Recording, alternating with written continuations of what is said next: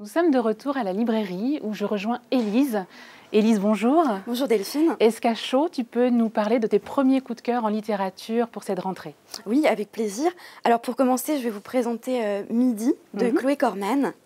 Alors c'est l'histoire de Claire, une femme de 35 ans qui travaille dans un hôpital à Paris. Elle est médecin. Et un beau jour arrive un patient, Dominique. C'est un homme qu'elle a connu une quinzaine d'années auparavant, alors qu'elle travaillait comme animatrice à Marseille dans un stage de théâtre d'été. On découvre au fur et à mesure ce qui s'est passé. On s'interroge sur la responsabilité, sur la culpabilité de chacun des personnages. Le suspense est maintenu jusqu'au bout et le sujet est traité avec beaucoup d'intelligence.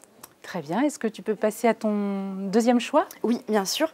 Alors ensuite, j'ai beaucoup aimé le roman de l'auteur autrichien Franz Zobel. D'accord. Le titre donc a ce point de folie, donc publié chez Flammarion. L'histoire du naufrage de la Méduse.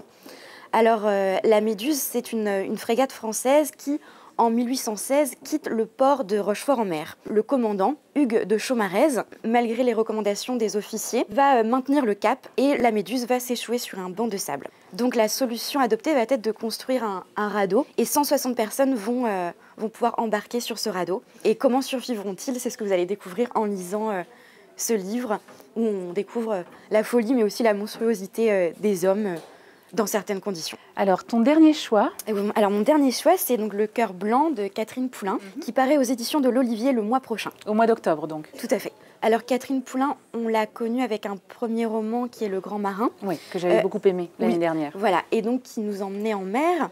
Et cette fois-ci, on est dans un décor bien terrestre, dans le sud-est de la France. On est en fait sur les bords de la rivière de l'Aigle.